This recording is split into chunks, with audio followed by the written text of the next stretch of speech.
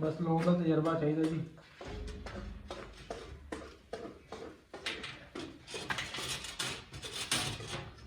दोस्तों की हाल चाल ठीक ठाक उम्मीद कर सारे लोग खैरियत ना होंगे। तुम देख रहे हो यूट्यूब चैनल हाफिज़ अबूबकर व्लॉग।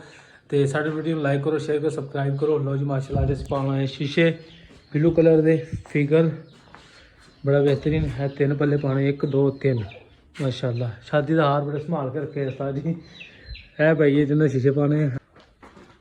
लो जी माशाल्लाह 2 शीशे लग गए ने तकरीबन।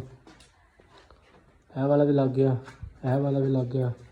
तीसरा मुंडा सिलिकॉन ला रहा। ला ला तो शाबाश ला ला सिलिकॉन। हाँ इदा ला सही है। है वाला है शीशा लग गया जी माशाल्लाह सारा सिलिकॉन लाता।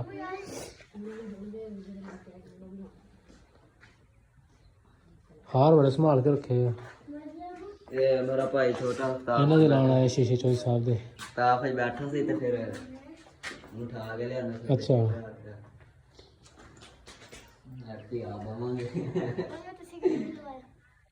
माशाल्लाह ਅਸੀਂ ਸਾਰੀ शीशा दूसरा लगाने लगे हैं। देखो किस तरह लगता है।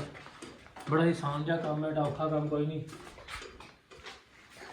बस लोगों का तजर्बा चाहिए जी।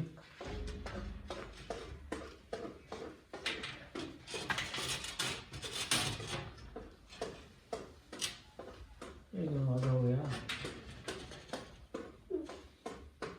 बड़ा लो जी माशाल्लाह जी। एक शीशा असी लाता जी सिलिकॉन दे नाल। एक सिलिकॉन लाती इन्हों तो फिर इसने भी लानी है।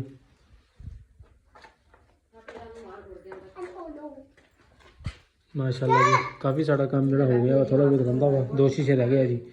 ये भी तुम दिखाने नाल साड़ी वीडियो लाइक करो, शेयर करो, सबसक्राइब करो। लो जी माशाल्लाह साड़ा एक काम कंप्लीट हो गया वा। चले अस पिंड आए शीशे लैके ए वाले तो अभी 45 निकल आए हैं। साढ़े पिंड के नाल के तकरीबन पिंड है शहरों लैके आए हैं। हम लैके जा रहे हैं अपने पिंड। उत्थे पिंड जाकर लाने शीशे तो बाकी उत्थे पिंड जाकर दिखाने तुहानू इंशाअल्लाह। बाकी साड़ी वीडियो लाइक करो, शेयर करो, सबसक्राइब करो। अल्लाह खैर करेगा। लो जी माशाल्लाह कप लिया गया खाली। कहता चाह पी लो, कहता भज गया हुण।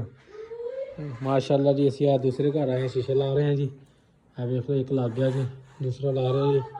अल्लाह खैर करे, आसानी ना लग जाए इंशाअल्लाह। सोहना लग गया भाई बड़े राजी होए। शीशा भी बड़ा मोटा लैके आए तकरीबन 6 mm का जी। आम जो लोग लाते 3 mm 4 mm इस तो वध के नहीं लाते है। जिन्हों से लाना है वो बंदा आ तुरया फिरदा देखो। खाली कप चाह चक लिया इनू चाह को नहीं देंगे है घरे। कहते नहीं खाली कप ला जा। चल यार कम करी वेला हूँ फिर बन गई वीडियो तेरी।